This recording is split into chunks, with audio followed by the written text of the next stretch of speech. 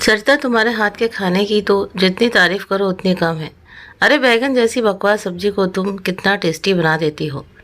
क्यों मम्मी जी, मैंने सही कहा ना? रवीना ने अपनी देवरानी की तारीफ करते हुए अपनी सासू की तरफ देखते हुए कहा। तो विमला जी भी मुस्कुराते हुए बोली, तुम सही कह रही हो।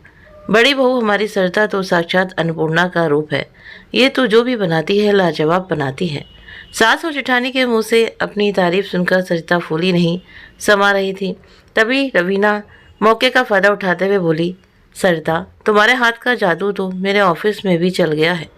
मेरी एक सहेली है, वो तुम्हारे खाने की बहुत अच्छी तारीफ कर रही थी। अगर तुम कहो तो क्या उसे खाने पर बुला लूं? ये सुनते ही सरिता बोली, दीदी, ये भी कोई पूछने की बात हुई? भला आप कल ही अपनी सहेली को खाने पर बुला लीजिए। और उन्हें खाने में क्या क्या पसंद है, आप क्या बनवाना चाहती हैं, वो भी मुझे बता दीजिए। सुबह मैं सारी सब्जी ले आऊँगी। अरे सरिता, अब मैं क्या कहूँ, तुम्हें जो सही लगे वो बना लेना। तुम तो हर चीज़ परफेक्ट बनाती हो, कहकर रवीना अपने कमरे में सोने के लिए चले गई। लेकिन सरिता के पति पवन को अपनी भाभी की बात बिल्कुल भी अच्छी नहीं लगी। उसने रात में सोते समय अपनी पत्नी सरिता से कहा, सरिता, क्या ज़रूरत है तुम्हें भाभी की सहेली को न्योता देने की?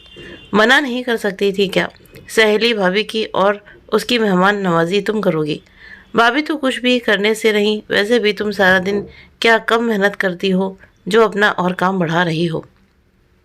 और फिर मुझसे शिकायत करती हो कि आज मेरी कमर दर्द है, आज मेरा सर दर्द है।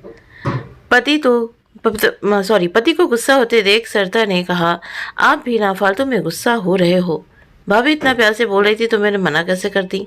हाँ, तुम नहीं समझोगी सरिता, भाभी बहुत चालाक हैं। तुम्हें चने के झाड़ पर चढ़ाकर वो अपना काम निकलवा लेती हैं। काम निकलवाना तो कोई रवीना भाभी से सीखे। पिछले 4 वर्षों से ऐसे ही तारीफ कर कर करके वो तो माँ से काम करवाती रही और अब तुम आ गई हो उसकी चाकरी करने के लिए, पवन ने चिढ़कर कहा। तो सरिता बोली, अपने परिवार के लिए काम करने से कोई नौकर नहीं होता। इंसान काम किस लिए करता है? खाने के लिए ना। जब उस अच्छे खाने को भी नहीं मिलेगा तो काम करने की शक्ति कहाँ से आएगी? इसलिए आपको चिंता करने की ज़रूरत नहीं है, मैं सब कुछ अपने आप कर लूँगी। हाँ, बस यही तो तकलीफ़ है सरिता, तुम सब कुछ अपने आप करती हो। कभी कभी भाभी को भी सहायता के लिए बोल दिया करो। उन्हें इतना सर मत चढ़ाओ, जितना वो दिखती हैं उतनी भली है नहीं। ये सुनते ही सरिता हंसते हुए बोली, लगता है हम देवरानी जेठानी के प्यार से किसी को जलन हो रही है। हाँ, मेरा दिल जल रहा है। तुम नहीं जानती कि रवीना भाभी थी जिन्होंने हमारी शादी के नाम पर हंगामा खड़ा कर दिया था और साफ साफ कह दिया था कि इन्हें गाँव की गंवार देवरानी नहीं चाहिए। और अब देखो कैसे तुम्हें मस्का लगाकर सारे काम करवाती हैं। अरे मेरे पति देव जी, अब छोड़िए भी ना, क्या पुरानी बातें लेकर बैठ गए हो? उस समय की बात कुछ और थी, तब तक भाभी मुझसे मिली नहीं थी, इसलिए मिलने के बाद ही हम किसी व्यक्ति को अच्छे समझ पाते हैं। आपको तो खुश होना चाहिए कि हम दोनों देवरानी जेठानी के बीच इतना प्यार है, और जब मुझे कोई शिकायत नहीं है तो फिर आपको क्या तकलीफ है? सरिता ने पवन को शांत करते हुए कहा। तो पवन बोला, तकलीफ है सरिता, जब घर सबका है तो काम भी सबका होना चाहिए। तुम अकेली क्यों करती हो? उनके हिस्से का काम जब देखो उनके आगे पीछे घूमती रहती हो। देखो जी, आपने नहीं सुना क्या कि एकता में ही बल है? आप ये भी तो देखो कि भाभी नौकरी करती हैं, उनके पास इतना समय कहाँ होता है कि वो घर संभालें। अरे नौकरी करनी है तो कौन सा तुम्हें पैसे लाकर देती हैं जो तुम उनकी इतनी खातिरदारी करती हो?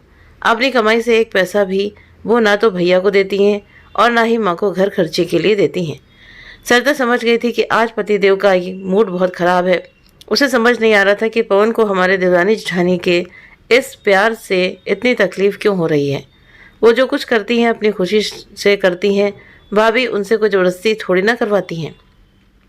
वैसे भी वो नौकरी करती हैं और वो घर पर बस बैठी रहती है। अगर ऐसे में वो घर संभाल ले तो बुराई ही क्या है? लेकिन अभी पवन को समझाने का कोई फ़ायदा नहीं है। सोचते हुए उसने पवन से कहा, देखो जी, मुझे बहुत नींद आ रही है, आप भी सो जाइए, सुबह ऑफिस जाना है। कहते हुए वो एक तरफ मुँह करके सो गई।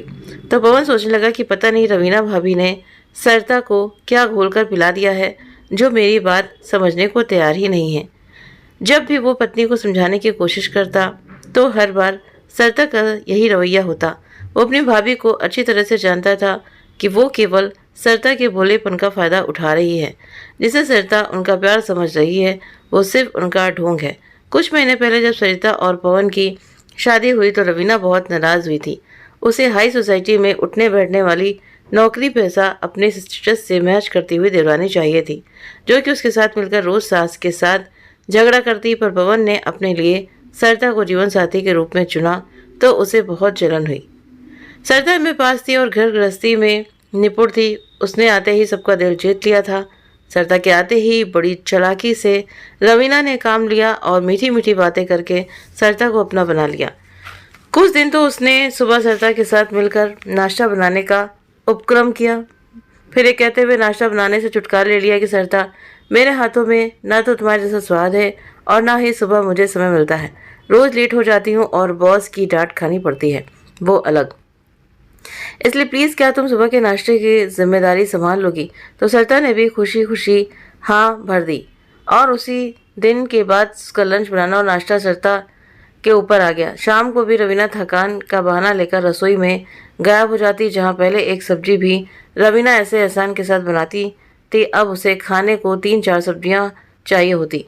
खाने में रोज़ नई नई फरमाइश करने से बाज नहीं आती, बहुत फ़ायदा उठा रही थी अब वो सरिता के सीधेपन का।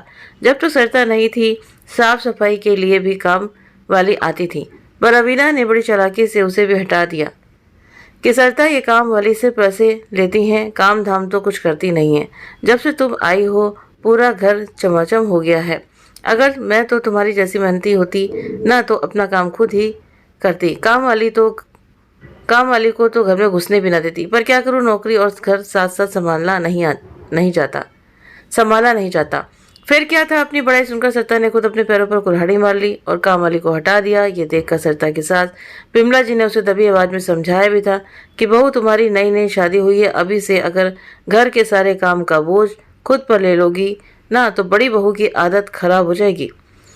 फिर अगर तुम चाहोगी ना तो भी वो तुम्हारी सहायता नहीं करेगी। पर सरिता ने भी सास की बात नहीं मानी और कह दिया कि माँ जी, मुझे उनकी सहायता की ज़रूरत नहीं पड़ेगी। यहाँ काम ही कितना है, गांव में तो सारे दिन बस लगे रहो और यहाँ तो करने को कुछ है ही नहीं। मैं सब कुछ संभाल लूँगी, आप चिंता मत कीजिए। तो सास ने भी ज़्यादा जोर नहीं दिया। पहली बात, सरिता खुद अपनी खुशी से ये काम कर रही थी और दूसरा, दोनों बहुओं में मेल मिलापी भी हो गया था, तो उन्होंने इस मामले में ज़्यादा हस्तक्षेप नहीं किया। अगले दिन रवीना ऑफिस से लौटी तो साथ अपनी सहेली शिवानी को भी लेकर आई थी।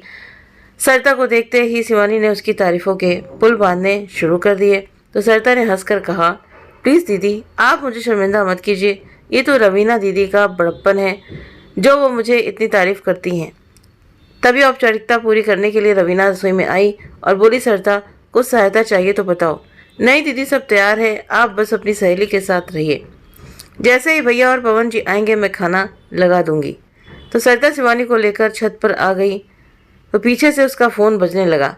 सरिता ने सोचा शायद कोई ज़रूरी फ़ोन होगा, दीदी को ही दे आती हूँ। वो छत पर पहुंची तो उसके कानों में शिवानी की आवाज़ पड़ी, वाह यार रवीना, तूने तो कमाल कर दिया, आजकल बॉस भी तेरी परफॉर्मेंस से बहुत खुश हैं। सुनने में आया है कि शायद जल्दी ही तेरा प्रमोशन होने वाला है। ये सुनते ही रवीना खुशी से झूम उठी, क्या सच कह रही हो? हाँ यार, सुना तो है, पर ये मत भूल इसमें तेरी गंवार देवरानी का बहुत बड़ा हाथ है। क्या यार, किसका नाम ले लिया तूने, सारा मूड ही खराब कर दिया। रवीना ने मुंह बनाते हुए कहा तो उसकी सहेली शिवानी बोली, वो बेचारी तेरे लिए वहाँ रसोई में पसीना बहा रही है और तुम उसे अपनी सफलता का थोड़ा सा क्रेडिट भी नहीं देना चाहती। अरे और कुछ नहीं तो कम से कम बेचारी के लिए कुछ सस्ती सी साड़ी ही गिफ्ट कर दे। तो रवीना हंसते हुए बोली, हाँ यार, ये तूने बिल्कुल उसके स्टैंडर्ड की बात कही है। देखना एक साड़ी में ही वो कितनी खुश हो जाएगी। सच कहूँ तो सोचा नहीं था कि मेरी गंवार देवरानी इतनी बड़ी बेवकूफ़ होगी। तभी शिवानी बोली, अरे तुझे क्या करना है, उसे समझदार बनाकर तुझे तो पूरा फ़ायदा मिल रहा है, उसके बेवकूफ़ होने का नहीं। तो आज के समय में कौन किसी के लिए इतना करता है। मेरी भी जिठानी है, मजाल है जो मेरे लिए कुछ कर दे, और वो तो तेरा कितना सहयोग कर रही है। आते ही सारा घर संभाल लिया उसने और उसी के कारण अब तू समय से पहले ऑफिस पहुंचकर बॉस की नज़रों में स्टार बन गई है। ये सुनकर सरिता वापस लौट आई।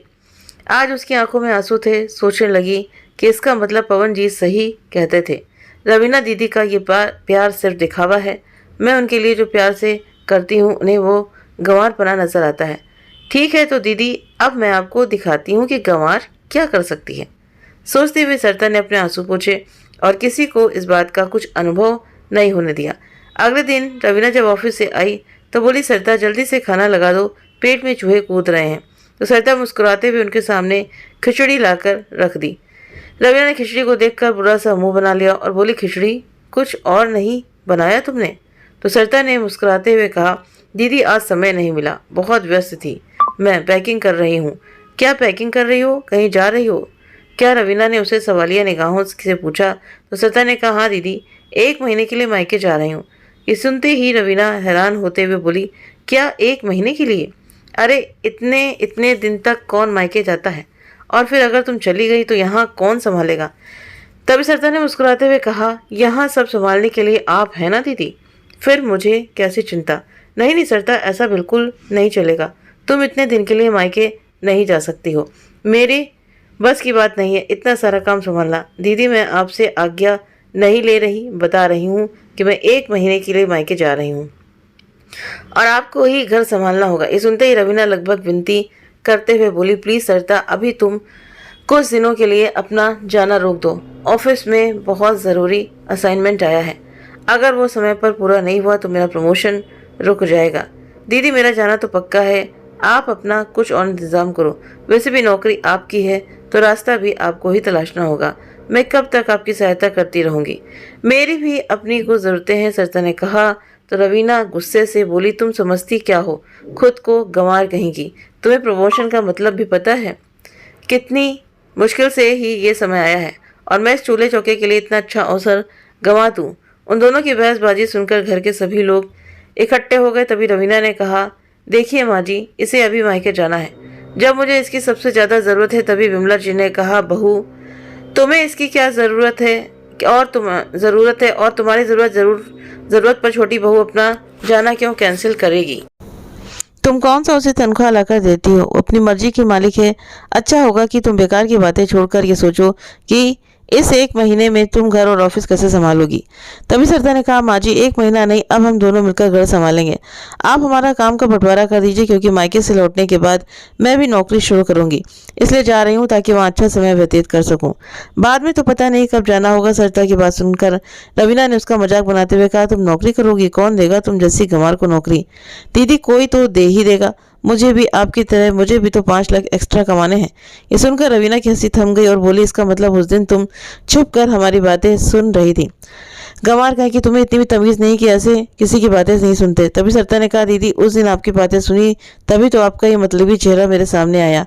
आप वहाँ ऑफिस में आराम से एसी में बैठकर काम करती हैं, फिर भी हमेशा थकान का रोना रोती रहती हैं। मैं तो यहाँ पूरे दिन पसीने में नहाती हूँ, फिर भी मेरे काम का कोई महत्व नहीं है। क्या मुझे थकान नहीं होती? इसलिए अब सोच लिया है, किसी दूसरे के लिए काम करने से अच्छा है मैं वो काम करूं जिससे मुझे पैसे और इज्जत दोनों ही मिले।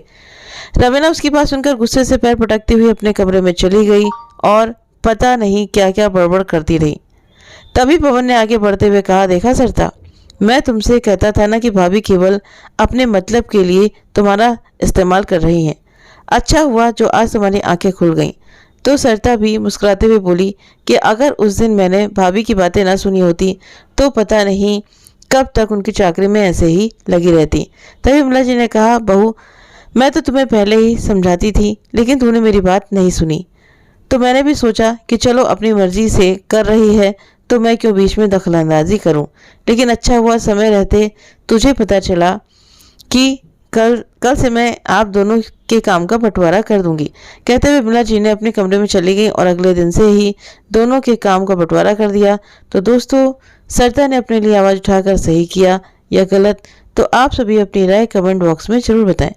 अगर आप सभी को कहानी अच्छी लगी हो तो प्लीज़ वीडियो को लाइक करें, शेयर करें और हमारे चैनल को सब्सक्राइब करना ना भूलें। मिलते हैं हम सभी से नेक्स्ट वीडियो में नई कहानी के साथ में। Thank you.